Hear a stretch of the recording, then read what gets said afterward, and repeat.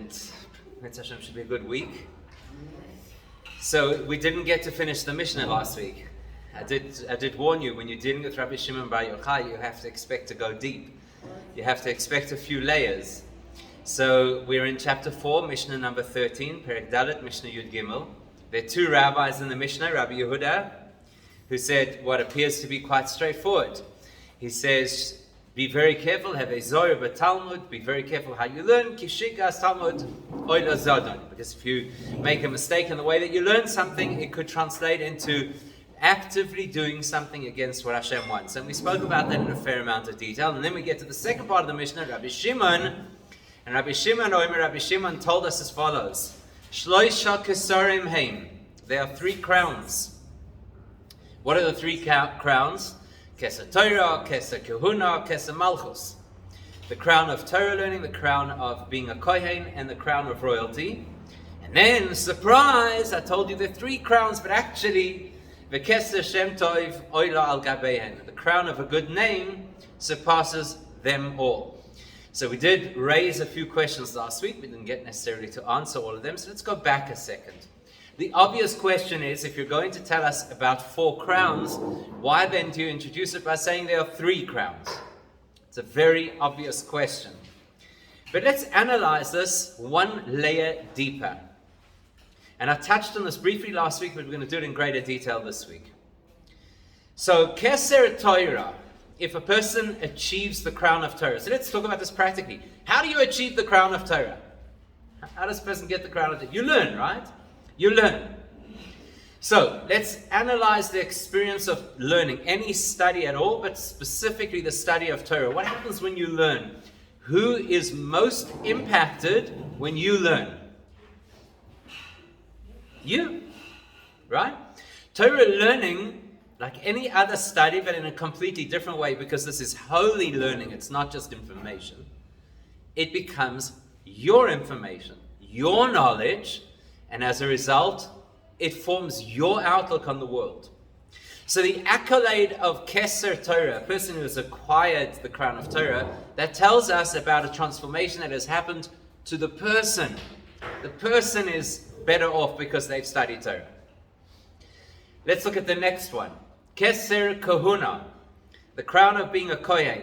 Who is affected by having the crown of being a Kohen? Who? The Kohen. The person, right? The person themselves. Same theme. The person themselves, that's who is elevated. That's who benefits from having the crown of being a Kohen. Keser Malchus. Who is elevated? Who is transformed by having the crown of royalty? The person who has the crown of royalty. The king, the prince, the queen, whoever it is. Whoever has that crown, that's who is elevated through the experience. Now, Keser Shem Tov, the crown of a good name. Who is elevated or impacted by having a good name? Now, I know what you're going to say. You're going to say the person themselves, right? Obviously, the logic follows straight through. But how do you get a good name? How does a person get a good name? Or by what?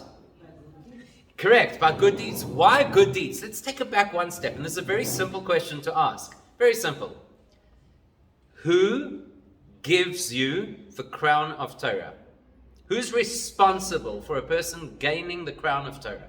Others. Yourself. You have to learn. But others can give you as much as they wish to give you, but at the end of the day, you have to study on your own. Keser Kahuna, to have the crown of being a Kohen. Who gives that to you? Nobody can award it to you. You either have it or you don't. It's either in your DNA or it's not. Either you were born to that lineage or you weren't. Nobody can award it to you. The same thing with royalty.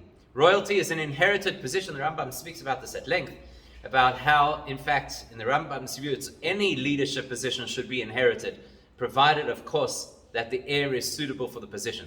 But at the end of the day, it's not something other people can give to you, although royalty is maybe leadership. Other people can appoint you as a leader, whereas royalty is inherited. But a good name, can you give yourself a good name? Hello, everybody. I'd like to tell you about my good name. Yes? Welcome to the 21st century, because that's how the 21st century works. Everybody tells you, how do you know I'm a good person? Because I said so. But in real terms, authentic life, who gives you a good name? Other people give you a good name. You earn it, but they give it. You cannot impose a good name onto society. It's okay, listen, everybody, you have to know, you know that story. You know who I am. You know that story. Remember that story? There's a class full of students, and they have an exam, and the exam time is over, and the invigilator says, we're going to hand in your papers. There's one person still scribbling answers, and everybody else hands in their papers, and he's still scribbling answers. And at the last minute, everybody else has left the room. The invigilator says, that's it, time is out. You have now been disqualified from your test because you didn't hand it in on time. So the guy walks up to the front and he looks the invigilator square in the eye and he says, do you know who I am? He says, no, I have no idea who you are. And I don't care who you are. He says, great. In that case, puts the paper in the middle of the pile and he walks out. Do you know who I am? What's the difference who you are? Yes? So Keser Shem Tov, the crown of a good name, is absolutely in the hands of others, actually. But how do we acquire it? By being good to others. So isn't that interesting? Because Torah we acquire by investing in ourselves. Kahuna, you don't acquire. It's either given to you or it's not given to you. Royalty is the same. Whereas a good name is specifically contingent on people who are outside of ourselves. It's not our choice. It's not in our hands. You can't convince people to give you a good name. You can only model certain behavior, and then people will choose to attribute a good name to a person. That's why the Rabbi Shimon Bar Yochai splits the two. There are 3 crowns that you can acquire. There's another crown that you cannot acquire. You can only work towards. Whether or not you will achieve that goal, that's out of your hands. Now let's understand this on a deeper level. Who is Rabbi Shimon Bar Yochai? Of all of the sages of the Mishnah, he contributed a tremendous amount to the halachic side of Judaism, but he's most famous for his mystical contributions. If that's the case, you have to expect that Rabbi Shimon Bar Yochai's teaching will have layers of esoteric insight. So have a look at this. When it comes to serving Hashem, I'm going to ask an interesting question. You know why it's an interesting question?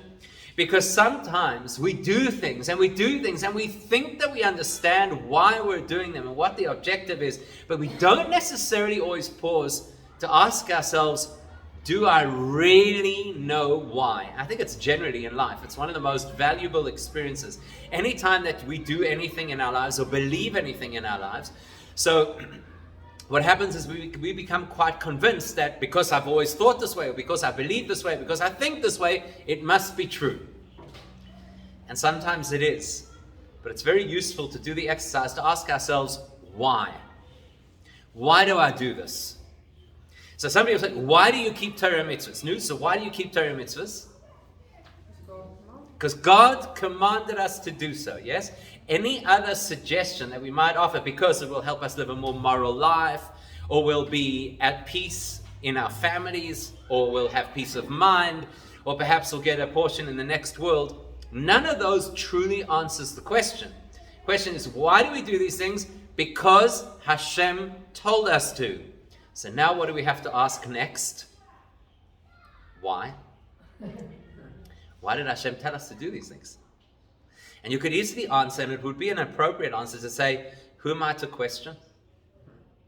It's above my pay grade. I don't have to ask why Hashem said certain things. I just have to do it. God is infinite. That means that God has infinite value to any choice that He shares with us. I don't have to explain it. I don't have to rationalize it, which is true. But it's not necessarily the whole story. Why? Because Hashem asks us to explore why.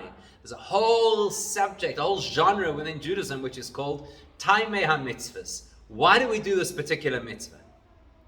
Even the story of the Parah Adumah, the red heifer, which we're told nobody could understand, Shlomo HaMelech spent years trying to understand it. In other words, it's not an excuse to be lazy. If Hashem says do, and we do because Hashem said so, that's not an excuse to be lazy. We still have to try and understand why. So why does Hashem want us to do mitzvahs and study Torah? Any suggestions? because he wants to bring us close to him. It's actually this week's parasha, as it happens by divine providence, Hashgacha Pratis. This week's parasha, which is the beginning of the third book of the Torah, starts off with Hashem telling Moshe to tell the Jewish people, Adam ki yakriv mikem korban laHashem. Literal translation, if a person from amongst you will want to bring a sacrifice to Hashem, this is how you do it. If it's going to be an animal, it's this way. If it's a bird, it's that way. If it's flour, it's the other way. Now let's read it again. Adam ki yakriv. If a person wants to bring themselves closer to Hashem, how do you do it? Mikem korban laHashem. You have to be willing to sacrifice something from yourself in order to get close to Hashem. So why does Hashem give us mitzvahs? Why does Hashem instruct us with Torah? So we could come closer to Him. Now that's a problem. Why is it a problem? Let's think in history. What happened to people in history who tried to get close to Hashem? I don't just mean people who try to do more mitzvahs or people who learned a lot. People who tried to get close to Hashem. Do we have any examples of people in our history who tried in a kind of Rabbi Akiva? How did Rabbi Akiva try to get close to Hashem? I'm looking for somebody who's more maverick, somebody who's more unusual, people who didn't do the same as everybody else. So how did Rabbi Akiva try and come close to Hashem in a way that nobody else had tried? I'm not saying it's not the correct answer. I'm asking how. What did Rabbi Akiva do? Nobody else did. He had many students. That tells us that he did a good job of helping other people to come closer to Hashem, which is true. But where do we see anybody who really tried to come close to Hashem? Anybody come to mind who really tried?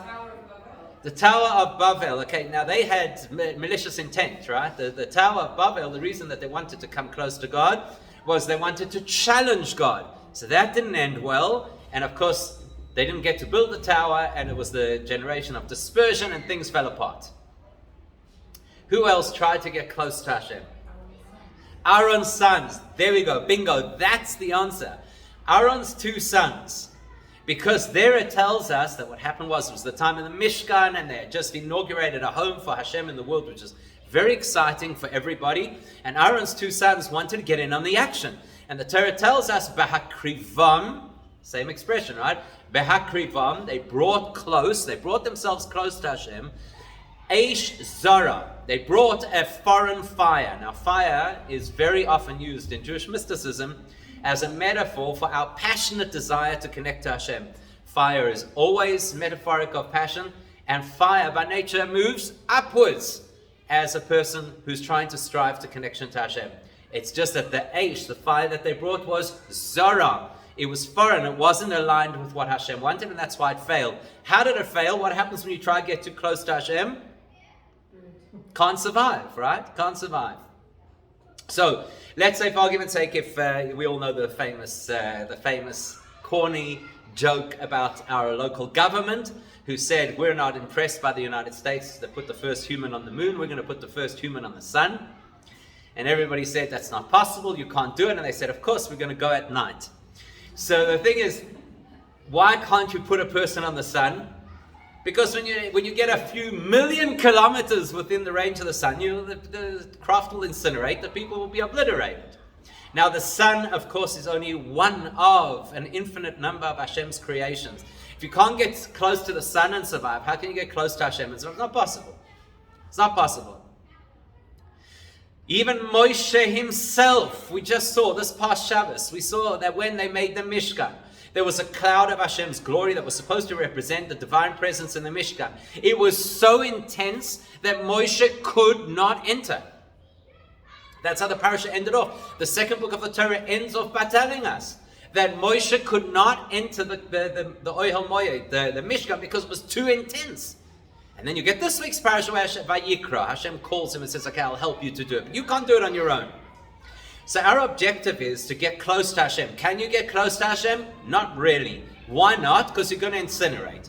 Now let's ask the question in a much more objective way. Like in the same way as I said, you've got to ask yourself why, and then why again.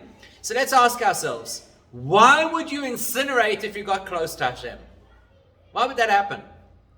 I don't know if anybody here feels at the moment that they're at risk of spontaneous combustion. But why would it happen? Why would you? What is Hashem, this flaming, we use the expression, Eish oichlahu. Hashem is an all-consuming fire. So is that how it is? Is God some kind of this intense fire, and if you get too close, zap? What do we really mean? What do you mean you're going to incinerate? Have you ever thought about this? What does it mean we're going to incinerate? We're going to self-destruct. Oh, let me ask the question slightly differently. Does Hashem want us to be close or not? So then why would He allow us to self-destruct and incinerate if we get close? It seems strange. Not too close, right? That's like family, we want to be close, not too close. Right? So it's weird. Don't you think it's strange that we should have such a proposal in Torah where it says one of the mitzvahs in the Torah is not only to love Hashem but also uledov kaboy, to cleave to Hashem. Straight away the Gemara says, V'chi efshar lidavek b'shchina, is it possible to cleave to the divine presence? V'haloi eish oichlahu, He is an all-consuming fire. So why would there be a proposal that suggests that we do something which is impossible for us to do? Is Hashem being difficult? Does Hashem want to show that He's so great and beyond us, you can't come close because you're going to burn up? What do you think it means? So let's analyze this from a completely different perspective. You ready? Completely different perspective. Once upon a time, before there was a world, what was there? Hashem, yes? Now let's just understand for a second what that means. Number one, let's understand, what does it mean before there was a world? What does it mean before there was a world? Before Hashem made the world. Before? Before the creation. Before there was finite. Right? Let's go back a step. I don't know if you ever had this growing up, but I think it's a South Africanism where parents tell a child, this happened before you were thought of. You ever heard that expression? Right? This happened before you were thought of. So before the creation of the world is not before the creation of the world, it's before the world was thought of. That means not only did the universe or even the spiritual multiverse not exist, the concept did not exist. So what was there before the creation of the world? Hashem. Now we have a very interesting way of describing this. If you look in the Ramban, right at the beginning of his commentary on the Chumash, he says the word Bria, to create, means to create yesh me'ayin, to create existence from absolute nothing. Now we are incapable of thinking of absolute nothing. Maybe not true. I think men are capable of thinking of absolute nothing. But anyway, so we can't imagine absolute nothing because it just doesn't make any sense. The best we'll come up with is blank, black, white. I don't know, but we can't think of nothing. The reality is that everything of our existence, whether it be physical or spiritual, before Hashem, so to speak, had the idea to create, did not exist, not even in potential. Hard for us to imagine that. So what existed before the creation of the world? Only Hashem. Do you see how that means that Hashem is infinite? Because infinite, we always think that infinite is just a matter of time. It's not just a matter of time. If Hashem is the only thing that existed originally, it would be illogical to say, and then at some point he stopped existing in some places. That makes sense? In other words, what is the creation of the world? How does creation work? Does Hashem say, okay, now I won't be there, you can have that space? Is that how it works? Is that how creation works? Because Hashem is everywhere. And then Hashem says, okay, I'm not going to be in this spot. That's allocated to the universe. Doesn't make any sense because now Hashem is now finite. He stops at that point. So how did He create the world? If Hashem is everything and everywhere, how does He create the world? How is it even possible? Where? Where does it happen? Within Him, right? Okay, now that's difficult for us to relate to. It might be factual, but it's difficult for us to relate to because it doesn't really happen in our own world. So let's use an example from our own world that will be a metaphor, to be a mashal that we could use to try and understand this. So there's a story about this couple who goes out on a date. And let's call it their first date. And the first date, he leads the conversation because that's what he was told that you're supposed to do. When you take a girl out, you lead the conversation. Don't make it uncomfortable for her. So he leads the conversation. And he tells her all about his Shem Tov. He tells her about all his things and how many people like him and all the things that he's achieved and how qualified he is and blah, blah, blah. It's like a whole thing. And this goes on for about 40 minutes, just describing all these amazing things about himself. And then the second thing they told him in the training before he went out on a date was you should also invite the girl to share her views. So he says, okay, I've told you enough about me. What do you think about me? Can we agree that in that space there is no room for relationship? Because he occupies all of the space. Any person who occupies all of the space cannot have a meaningful or healthy relationship. That's when you get abusive relationships, toxic relationships. Somebody occupies all of the space, there's no room for somebody else. So. It's got something to do with Good, great. I didn't want to use terminology, but you're right. Tzimtzum, okay, perfect. So, now that's the question. Tzimtzum of what? So now, the guy now goes, he comes back, he says, I think the date went great. I thought it was excellent. And the shadchan hears from the other side that it was a disaster. So the shadchan says, okay, you need to speak less about yourself and make it more about the girl. So the next time he goes back and sits silent. Is this going to work? No. What's he done? He's checked out of the space. If you check out of the space, there's no relationship. So what's the solution on how do you build relationship? Making space inside yourself, the so-called tzimtzum, which means to contract or to filter, means that you have to be completely present and yet completely invisible at the same time. You know where you do this all the time? Parenting. You have to be completely invested without them feeling you breathing down their back. And it's exactly identical in a relationship. What is a healthy relationship? You're completely there to hear the other person without coloring their views with your own. That's the secret of relationship. Hashem wants a relationship. That's why he creates a world. In our circumstances, the other person with whom we'll have the relationship pre-exists our work.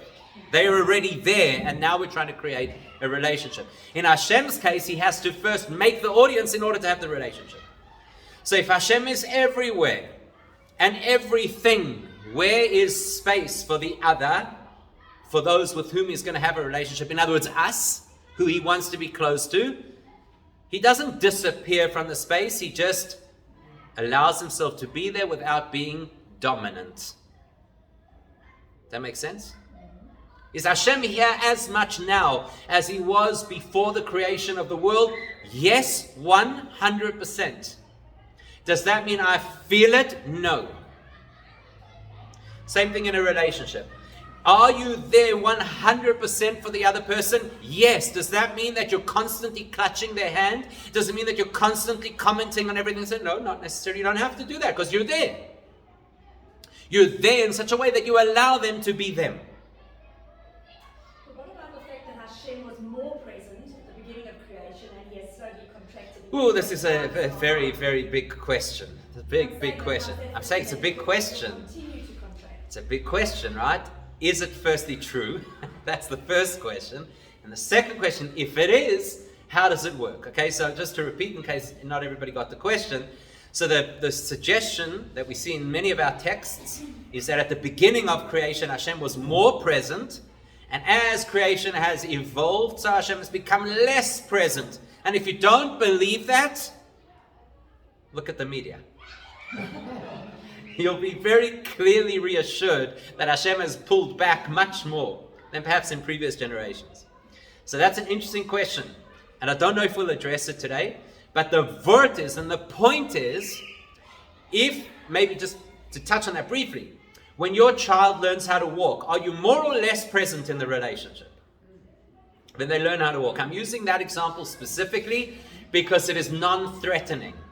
It's much less threatening than when we start to say, when your child develops their own independent personality. Okay, that's very hard. So we'll talk about walking, right? When your child walks. So until the child can walk on their own, what do? You hold the hand, right? Wherever they go, you hold the hand and you balance them. So now when you let go of their hand, are you less or more present as a parent? In a sense, you're more present because now you've allowed them, you've shown that you believe in them. Till now you've supported them which is an easier role to do. Now that you show that you trust and believe in them, you're actually more invested in their life than you were before, because you've invested deep emotion and a whole lot of insecurities that you've now invested in them. So ironically, sometimes when there's less presence, there's more presence. Less visible presence means deeper presence. Suffice it for that for now. So what's the problem? What's the problem if Hashem had to reveal himself right now? Is there some kind of deep secret that the sages are trying to keep from us? We dare not see God. Don't learn Kabbalah because you'll fry your brain. Or that kind of, is it like the secret society of the mystics of Judaism who are keeping things from us? Why? What's the problem if right now this board would turn into a portal that would radiate the Shekhinah into this room? Would that be a bad thing? What would happen to us? What does it mean would burn? What does it mean would burn? Does that mean we'd all walk out of here and people would think that we'd been on the beach? What does it mean that would burn? We would lose firstly our free will. How could you possibly have free will if Hashem is so obvious? Can't. So that's the first level of burning. You burn your independence. But the truth is, are we? Great. And now we're getting to Rabbi Shimon's point. But before we get there, one further step. If Hashem reveals himself, not just his Shekhinah, because by the way, Shekhinah is a downgraded, filtered, calibrated degree of godliness that you could still experience in the world without frying completely. If Hashem would show us something deeper than the Shekhinah, you know what would happen? We would suddenly recognize, hey, I'm not me. There's only God. There's only God. So we would lose our sense of self. Now that could happen in a healthy or in a toxic way. Again, let's use a metaphor. Let's say that there's a community. And the community goes through a particular challenge. It could be COVID. It could be what's going on with communities in Ukraine right now.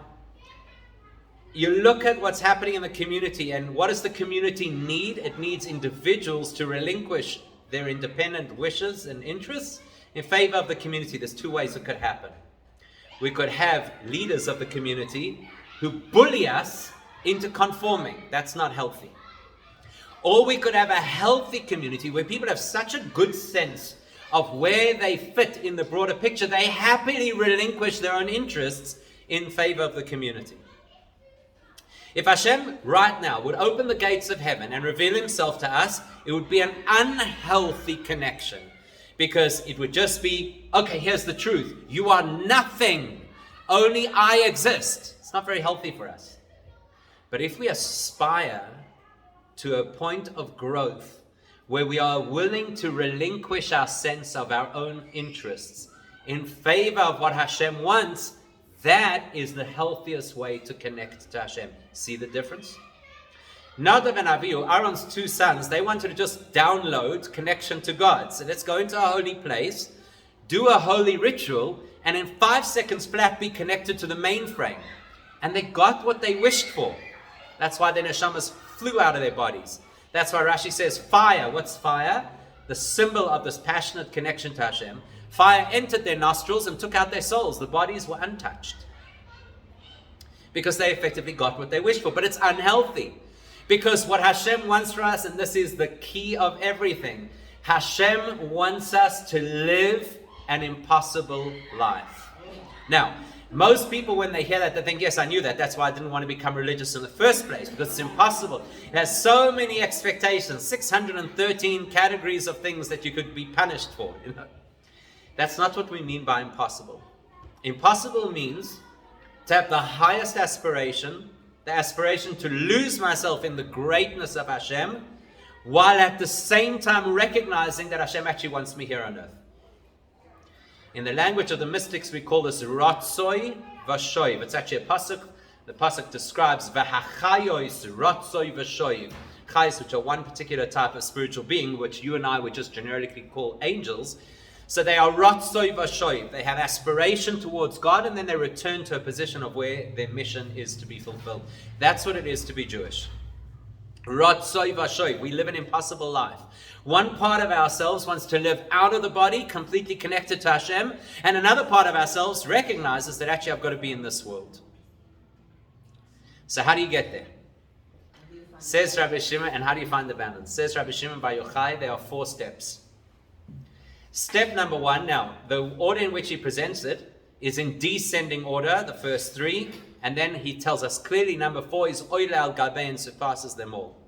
In order for us to understand it, we'll look at it in ascending order, meaning to say, what are the entry points and how do we grow through our spiritual experience? So we're going to start first with number 3, then 2, then 1, and then we'll look at 4.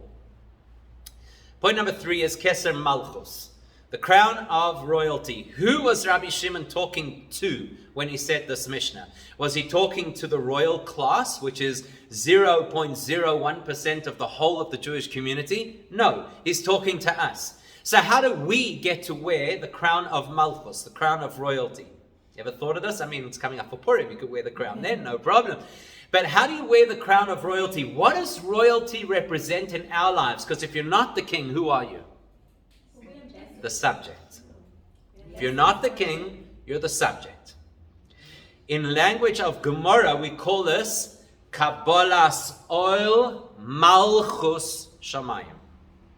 To accept the yoke of Hashem's royal authority, which means to be his dedicated subjects. What is the first step of creating a closeness to Hashem? The first step is to wear the crown of absolute dedication. Whatever Hashem says, I'm going to do without question. That is the first step. How do we know it's the first step? I mean, it suits me to say it, but how do we know it's the first step? Just blind acceptance of what Hashem tells us. How do we know that's the first step of our spiritual development? Because when we got the Torah, that's what we said. Naseh v'nishma. First Naseh. First there's a sense of Kabbalas Ol Malchus Shamayim. We're going to accept Hashem's authority. We're going to do whatever Hashem says. Then Nishma. What's Nishma? Nishma, we'll hear what it means to us. We'll make it personal. But first Naseh. So first step is Ol Malchus Shamayim. The Keser Malchus is the first step. Is that good enough? I mean, it's great. We could live our entire lives completely dedicated to doing what Hashem wants, and that'd be great. But is that everything that Hashem expects of us? If it were... I just wanted to ask, but if you are embodying royalty, surely that's the opposite. Oh, great question. If you embody royalty, surely it's the opposite of just doing as you're told. Okay, so this deserves a very, very interesting series of shiurim in its own right on what royalty means in Torah. It is almost antithetical to classical secular leadership. So I'll just give you one example briefly. In classical secular leadership, how does a person become a leader? They go out there and they promote themselves and tell you why they should be your leader, and then you accept them. In classical Torah leadership, which is the concept of Malchus, even when it doesn't apply to an actual king, how does a person become a leader? They run away from the position. They don't want to be the leader until people recognize their value and put them into that position. You see that with Moshe, obviously. You see it with King David as well. It took 7 years before they convinced him to actually become the king, etc. So, in other words, in Jewish leadership, the person who sits at the top of the leadership pyramid is the person who is a completely dedicated subject of God, rather than an egoist sitting on a fancy chair. It's a very important distinction. So what comes next? Now, let's say, here's an experiment, something that's a lot of fun to do. I don't know if you ever do it. Do you ever people watch? Okay, you don't have to own up to it, yes? So there's certain places in the world that are especially, they're probably the best people watching places in the world. You know, you go to a place like Times Square, go to sit on the London Underground, you go to the Kotel, just because of the diversity of people. It's so interesting. You can sit there for hours and just watch people. So you watch people walking back and forth and interacting and doing whatever. How much do you know about the person from watching their physical movements? Nothing. At best, if you're an expert in reading body language, you'll be able to tell what they're experiencing or feeling in that moment. You don't know what kind of home they come from. You don't know what relationships they have. You don't know what they care about. You don't know what their aspirations are. You just know what you see. In other words, actions relate to a fairly superficial part of the human being. So just doing what Hashem wants fulfills the objective of being Jewish. How deeply does it affect us? Not necessarily so deeply. So what would be the next layer of human? After action and behavior, what would be the next deeper layer of the human being? Would be feelings. Before we get to understanding, be feelings. Before we get to thought and understanding, which go together, would be feelings. So how does a person feel about what they do?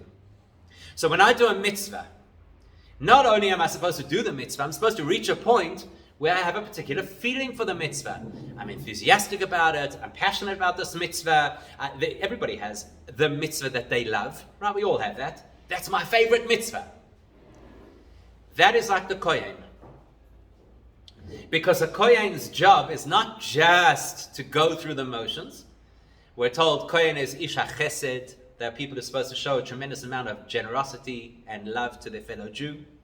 We're told that kohanim zirizim heim. Kohanim are very active and very thorough in what they do, which shows that they have passion for what they do.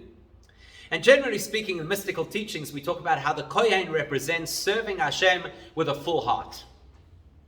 So after a person achieves Keser Malchus, a connection to Hashem based on what I do, the next level to graduate to is connection to Hashem like a kohen. Connection based on how I feel about what I do. That's obviously much more personal. It's obviously deeper. Everybody knows if you have a deep feeling for something, you'll be more it will be more sustainable, you'll be more dedicated, etc., etc. What's deeper than that? What's deeper than feeling, sentiment, is thought. But not thought as in arbitrary thoughts, right? When you drive, you also think. You think like, why is that person driving under the speed limit? That's not a very deep thought. Yes? So what do we talk about? We talk about intellectual processing, would be a far better way to express it. So like da'as, the concept of deep intellectual processing, which means not only do I do what I'm supposed to, and not only do I feel inspired by what I do, but I have a meaningful understanding of the value of what I'm doing. And there's only one place you can get the meaningful understanding of what you're doing. Where's that? In the Torah itself. Keser Torah. So the three levels of personal development are dedication to do what Hashem wants, then to graduate to a point that I feel a meaningful sentiment for those things that I do, and then to graduate to the point that I have a deep understanding of the meaning of what I do. That will bring me closer and closer to Hashem. And by the way, it's no different in any other relationship. If a relationship between two people was only based on deeds, so giving gifts, showing physical affection, that doesn't mean that it's a deep relationship. Once you begin to share feelings, we both feel similarly about certain things, or we're able to bear our feelings to each other, that makes it a deeper relationship. And when you reach the point that you start to understand not only how the other person thinks, but you understand what their value set is and what their priorities are in the intellectual appreciation of the world, that's when you have a very deep relationship. So it should be no different than between us and Hashem. And that's what Rabbi Shimon is telling us. There are three crowns of personal spiritual development. The only downside of each of these three crowns is that they could, if they're not managed properly, they could turn a person into what? Away. How would it turn you away from Hashem? Because it could turn a person into becoming self-absorbed. Now, the only way we can connect to Hashem is, remember, Hashem is everything. So technically, we are nothing except what Hashem allows us to be. So if I become self-absorbed and I start thinking I'm a big deal, that pushes Hashem away. As the famous Gemara tells us, in Sota, Hashem tells the arrogant person, you and I cannot occupy the same space. So the only way to push Hashem out of our environment is to become self-absorbed. The only way to completely invite Hashem into our space is to become other-focused or selfless. So it is possible that a person could do many, many deeds, many frum things, and to the point that they consider themselves very frum. And one of the frustrating things is that there are people who are very frum and very self-absorbed. And it's difficult for us to relate to because we think, how is that possible? How could somebody live a life that is so dedicated to Hashem and yet they could be so intolerant of other people, even members of their own family, or they could be so abrasive? How is that possible? Why? Because deeds alone could become self-absorbed. And so externally, a person looks like they're so religious, but the truth is, they are not necessarily connecting to Hashem, they're connecting to their own manuscript of what I feel I need in order for me to be considered religious. Didn't Aaron's sons do that? Aaron's sons are the next level. Yeah, because Next level, right? they were serving Hashem. Correct. They wanted to serve. Exactly. But they're the next level. What's the next level? Sentiment. I have my favorite mitzvah. Sounds beautiful, but it's incredibly dangerous. What if my favorite mitzvah, for example, is the mitzvah of keeping decorum in shul? It's a great mitzvah, right? But what happens if somebody walks in for... What's that? Too much gavura. Too much gevura, right? Person walks into shul, it's their first time in shul, but my job is keep everybody quiet. They might never walk back into shul. What if my favorite mitzvah in the whole world is having guests for Shabbos? It's a beautiful thing, right? Why haven't you come for Shabbos for 3 weeks already? Would you have other... I don't understand. Why did you come to me for Shabbos? I am the person who is the greatest performer of the mitzvah of Shabbos, right? The moment a person is involved with a sentiment associated with a mitzvah, you have to be very careful that the sentiment is not self-absorbed. There you got Aaron's 2 sons. So much love for God that they are willing to relinquish their lives to express that love. Sounds beautiful. It's not what Hashem wants. Hashem didn't put us into this world in order for us to eject ourselves out of it. We know suicide is objectionable in Judaism. What kind of suicide do you think we're talking about? Somebody who, God forbid, has clinical depression? That's not what the Torah is talking about. It's talking about Nadav and Avihu. It's talking about people who willingly sacrificed their life, because that was common in those days. People willingly died for the pagan faiths that they believed in. They died on principle. You mean they killed themselves? Yes, in whichever way they did it. Right? So Nadav and Avihu, that was their issue. So much love of Hashem, I don't actually care what Hashem wants. I care about my love of Hashem. Sounds harsh to say it. And Nadav and Avihu were very great people, so we're not entitled to speak harshly about them. But to illustrate the point, the concept is that you can get so caught up in the sense of self that you forget about Hashem, even with passionate dedication. So we need this free will. Okay, we're going to leave that for now, just because we don't have time. Have you heard of Okay. the love languages? Yes. Kind of similar to that. no? Yes. Yes, you've got to know the others. You've got to know the other person's love language, right? Exactly. So now the last level is intellect. Intellect is, in a sense, the most dangerous of the lot. Because when a person has a deeply intellectual appreciation of godliness, they're now the expert. Don't tell me I've got this wrong. I'm the expert. You know how many pages of Gemara I've learned? You know how many times I've reviewed this particular book of Jewish mysticism or philosophy? Don't tell me that I've got it wrong. I know exactly what I'm talking about. Now, we know that through the course of Jewish history, many times there have been breakaway movements, most of whom have faded over the course of our history, and the breakaway movements were mostly based on intellectual argument. Whether it was the original Sadducees, whether it was the more common, the more modern Enlightenment movement, they were always intellectual. The Torah says X. And we interpret that to mean Y, because we are so intellectual. Therefore, says Rabbi Shimon, there's one litmus test that will ensure that a person is focused on what Hashem wants. Keser Shem Tov, oile al gabeihen. Now, up until this point, we translated it straightforward as it surpasses the other three. But if you do a literal translation, oila, it ascends al gabeihen, on the backs of the other three. First, you have to have the other three. First, you have to be dedicated to Hashem in terms of actually doing mitzvahs. Then you have to get to the point that you feel for those mitzvahs. Then you have to develop your learning so that you understand the depth of those mitzvahs. And then you will know the litmus test is Keser Shem Tov.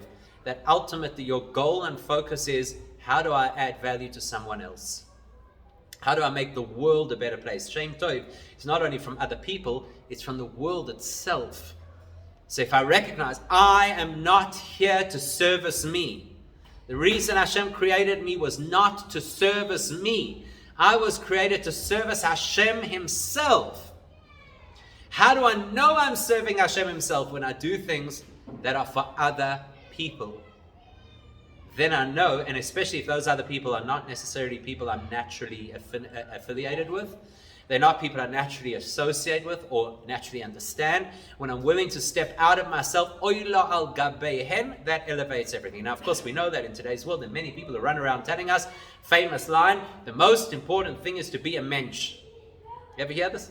Because that's what's going to happen when somebody hears this shir. They're going to say, you see, that's what I've always said. The most important thing is to be a mensch. That's why it says, oila al gabeihen. If you start your Jewish journey just by saying the most important thing is to be a mensch, you'll never get to the other three. You can't get close to Hashem. But when you're working to get close to Hashem by doing and feeling and learning, and then over and above that, you step out of your comfort zone to help others and to care for others, that's when you connect. Very, very briefly, it's quite ironic that this comes from Rabbi Shimon Bar Yochai, because unlike the other sages of his time, Rabbi Shimon Bar Yochai was what's called Torasoi Umnosoi, which means that he learned Torah 24/7 to the point that he was exempt from davening. Is that not the last person you would expect to say, what's the ultimate? Servicing others. His whole life, in fact, Rabbi Shimon Bar Yochai had a major debate with Rabbi Yishmael. He felt that nobody should ever work for a living. You should learn Torah your whole life and Hashem will provide. He was a complete ascetic. He was completely removed from the world. And look what he's teaching us. He's teaching us the ultimate state of Judaism is touch somebody else. Why? Because that is, if you heard it from a person who was a community humanitarian worker, you wouldn't be so impressed. When you hear it from Rabbi Shimon Bar Yochai, he's telling us not only a principle, he's also telling us his life's experience. And that ties into the fact that, remember I mentioned different Mishnahs are numbered differently, that this is Mishnah 30. Rabbi Shimon Bar Yochai and his son spent 12 years in a cave because they were refugees from the Roman government.